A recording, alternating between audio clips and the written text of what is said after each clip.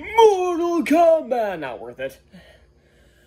2021's Mortal Kombat. Of course, the adaptation of the long-running video game franchise and the remake, or reboot, I guess, of the two films from the 90s, Mortal Kombat and Mortal Kombat Annihilation, spanning from 1995 to 1997. And I guess I should tear into those quick. They're awful.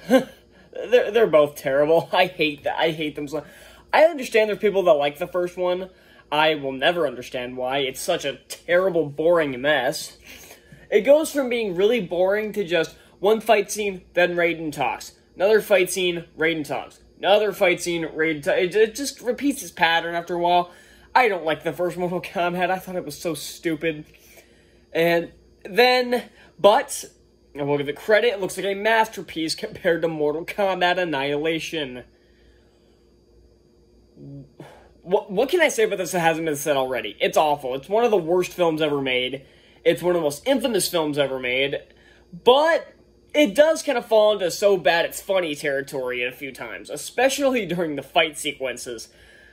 Especially the one with Raiden fighting some, like, ninja guys, I don't know what they are, and they're just doing ballerina flips and not even hitting each other. Or one of the most infamous CGI effects in movie history with the embracing animality ending, with Liu Kang turning into whatever the hell that thing was, and the villain, I don't care what his name was, turning into the Hydra-looking motherfucker. And this is a rated R film. I get to swear as much as I want, because the movie sure did, but I'll get to that later. So, yeah, not a fan of the first two Mortal Kombat. Everybody hates Annihilation. Whether you like the first one or not, you probably hate Mortal Kombat Annihilation. So all this reboot had to do was be better than Mortal Kombat Annihilation. I think most people would have been satisfied.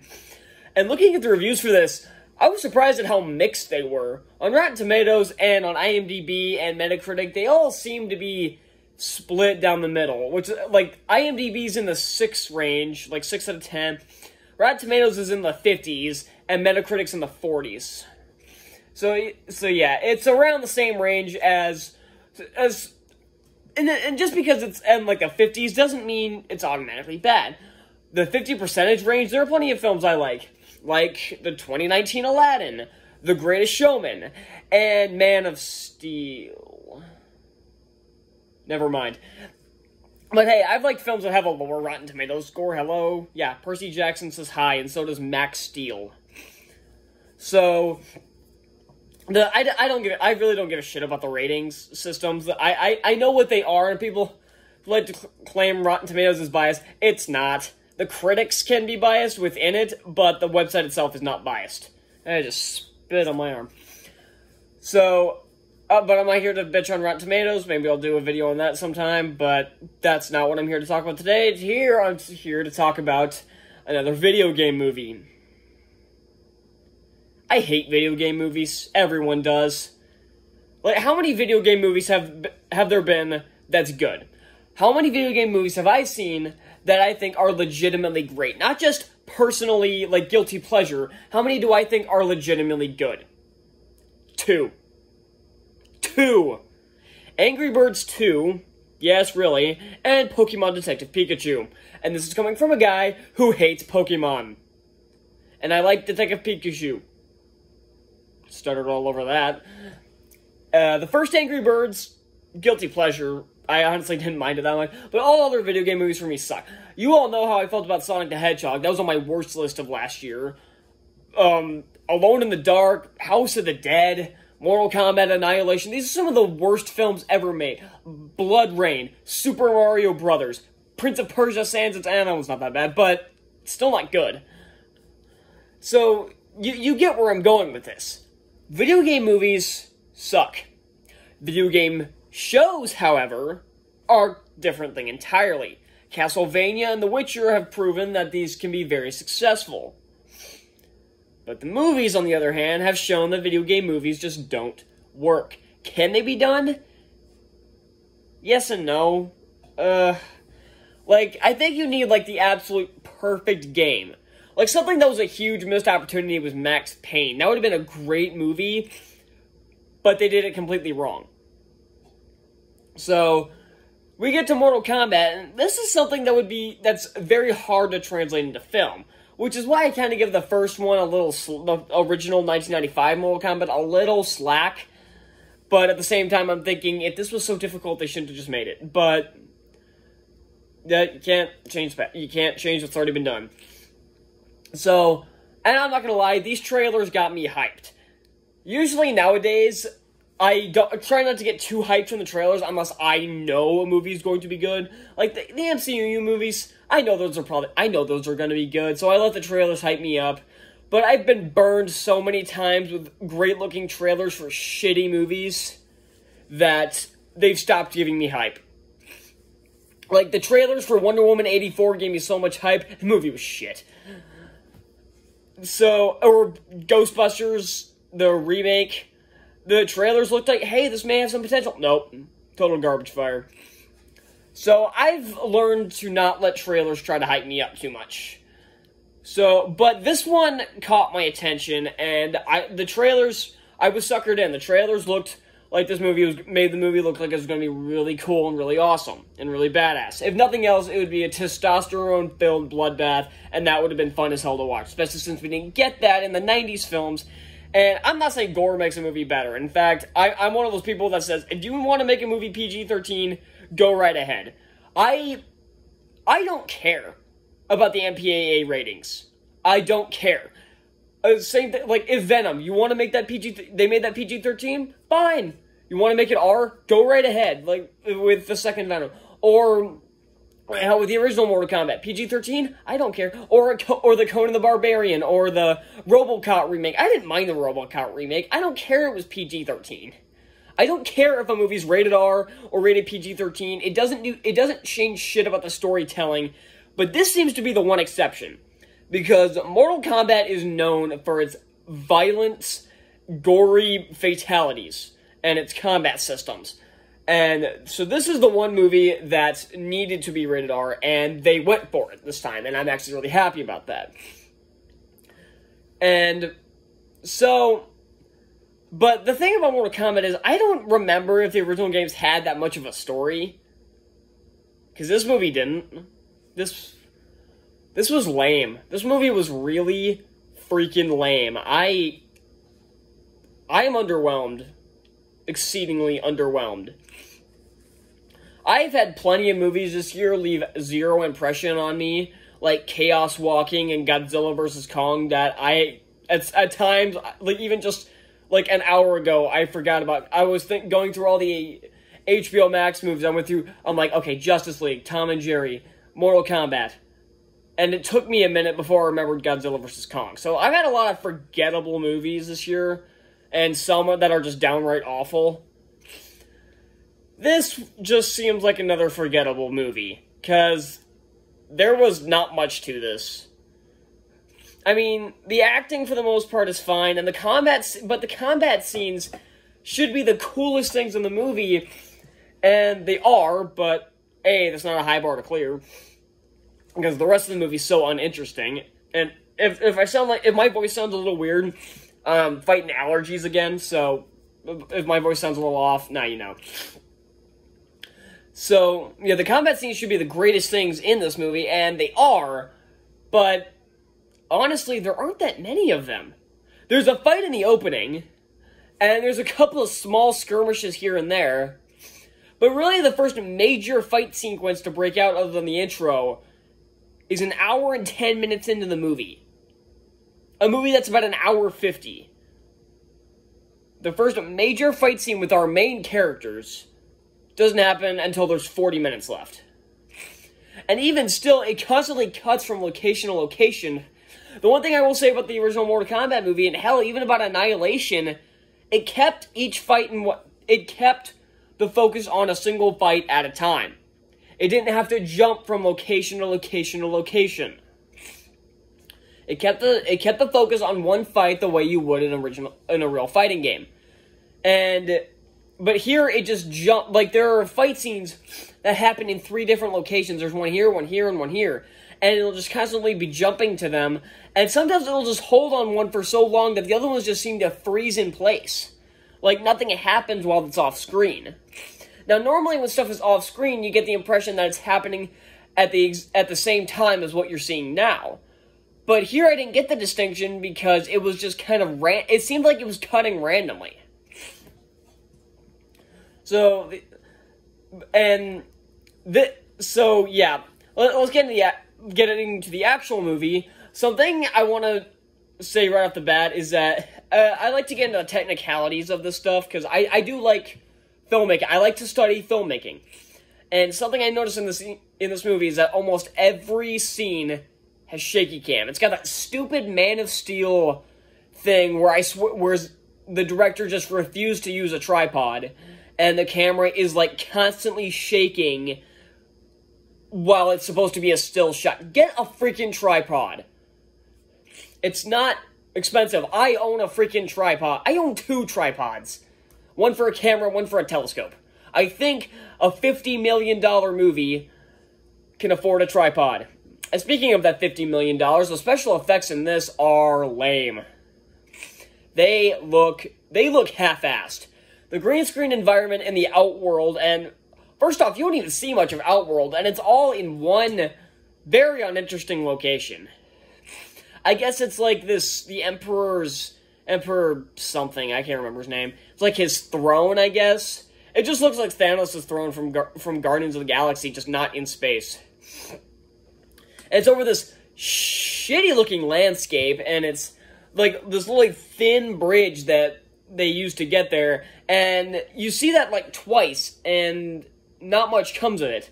But speaking of that, the green screen they use looks so incredibly fake, and all the other effects do. All the creatures and Liu Kang's fire and all the effects in this movie look so lame, except for Sub-Zero. His effects actually look really good, which I'm wondering if they put most of the budget they had into those, and they used the table scraps of the money they had left to make the rest of the effects. Because the green screen environments, I swear I can see the green screen still popping through half the time. The Liu Kang's fire looks like it was made on a phone app. It looks horrendous. Even in the trailers, it didn't look quite right. I'm like, okay, maybe it's just because it's a trailer. No, it looks exactly the same.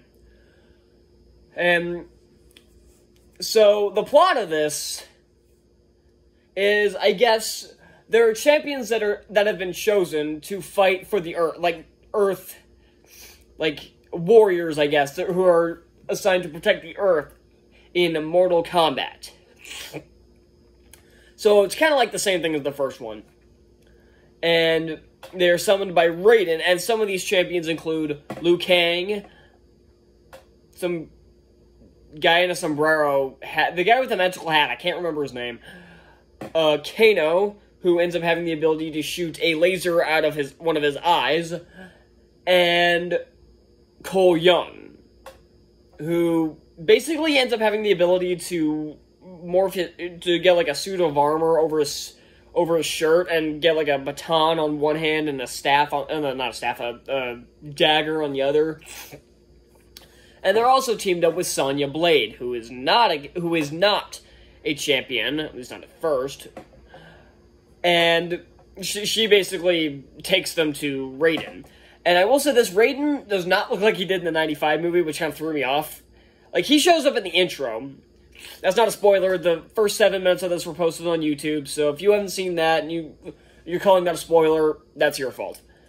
So, and because Raiden is actually Asian this time, as opposed to Christopher Lambert from the first movie, and whoever the hell played him in Annihilation, the Christopher Lambert looking motherfucker. And speaking of motherfuckers, this movie had too many F-bombs. It's outside the wire all over again. I know this is a rated R film, and it's freaking Mortal Kombat, but I swear every other line Kano said had an F-bomb. I swear, I think Kano used pretty much every swear word or any kind of those words in the book. Like, you go to the dictionary and look up swear words. I'm pretty sure he used every single one of those. Even some creative ones that I'm not going to repeat because it'll get me demonetized. Assuming YouTube gave a shit about this channel. I bet it could say whatever the hell I wanted, and I wouldn't get demonetized. This channel's so small. But not the issue. I remember, if you watch my Outside the Wire review, you know I complained that there was an F-bomb almost every other sentence, and it got annoying real quick. I'm not opposed to having F-bombs in your films. I love the Deadpool movies, for Christ's sake. But he used them sparingly, and most of the time for humor. This, it's gratuitous. You know it's not gratuitous for some reason? The violence. The violence is so few and far between. There is few interesting fatalities. Like there's a really nifty one with the hat guy. How he kills one of the bad guys with his hat. It's pretty cool. And I do like most of the fight scenes in here, but most of the time they're just not very well laid out, and the shot composition is a mess. The one exception is the fight between Scorpion and Sub-Zero at the end. I think they put most of their effort into that battle. Like, okay, yeah, the rest of these battles are some means to an end. We want to get to this final battle. We want to get to the big one, and they definitely delivered. The fight scene was awesome. But I will say, I do like it more when Sub-Zero and Scorpion didn't talk in the original. But at least they didn't talk too much. And at least Scorpion didn't do the suckers thing he did from Annihilation. That was so stupid. Annihilation's such a terrible movie. What else do I have? I got my notes down here. The writing for this film is just not good. The dialogue for these characters is so horrendous.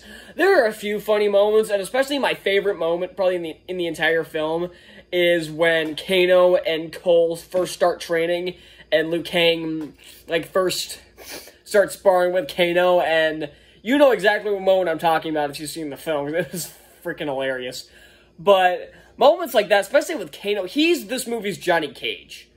I know a lot of people complained in the first movie that Johnny Cage had too many one-liners and was annoying as hell. That's Kano in this movie. He never shuts the fuck up. But he does get a few good laughs out of me, especially that one sequence with Liu Kang. But most of the dialogue is just horrendous. And again, most of Kano's is just swear words and sex jokes. Not jokes, per se.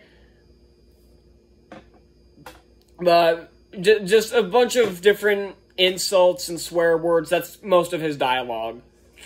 He's basically finding a new way to curse someone out. So, yeah, my note card has, nothing on it. So, this movie was very underwhelming. If you like it, I can kind of understand it. I didn't really play Mortal Kombat that much. I played it before, but I wasn't, super into the games. I don't even own any of the games, but I've played them before, and I really do like them. But I don't play those games for a story. But this movie needed to come up with a good story, and they didn't. And I guess I should talk about the characters, too. Cole Young's just kind of your average guy who's in this, and a guy who just wants to protect his family and everything, and his family's hunted by Sub-Zero. It's this cliche, but at least it's done okay here. Sonya Blade's just your average tough girl that you see in everything. Basically, her personality from the first one. Kano's just the loud, annoying, tough guy bitch that you want to see die at the end. Jax has virtually no personality and only has a few. It doesn't even have that many lines. Sub-Zero and Scorpion are intimidating, but again, they have barely any screen time. Liu Kang is kind of cool. I did mind Liu Kang or his cousin. Again, I can't remember the guy with the hat. I can't remember his name, but they were cool, even though they didn't really have that much of a personality. So, yeah. So this film had a lot of potential to it. And some of the fight scenes were actually pretty good, and it was backed up by actors that are at least trying to make sense of this, even though the writing isn't backing them up. Ugh, these allergies. These are annoying. So, yeah, this movie could have been great, but yeah, like I said, the fight scenes are really good.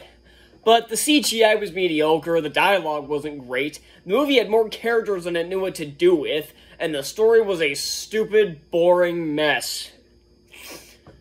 And again, there's a tease for a sequel at the end with them going to introduce Johnny Cage. I think I saw one of the actors or a few of the actors sign for a 6-movie contract, and they say they'll keep making these if this one's successful. This one's already broke even worldwide on its opening day, so I have a feeling this is going to turn quite the profit. And especially in the next movie, they probably won't release on HBO Max, so that will probably make an even bigger profit. So, I can understand if you like this film. I really didn't. This wasn't Justice League or Tom and Jerry or Chaos Walking bad, but it gets close in a couple of areas. But would I watch this again? No. Do I think people who like it are wrong? I don't. This isn't one of those movies where I don't understand how people like it. I don't understand how people liked Tom and Jerry, or not very many people did, but some did.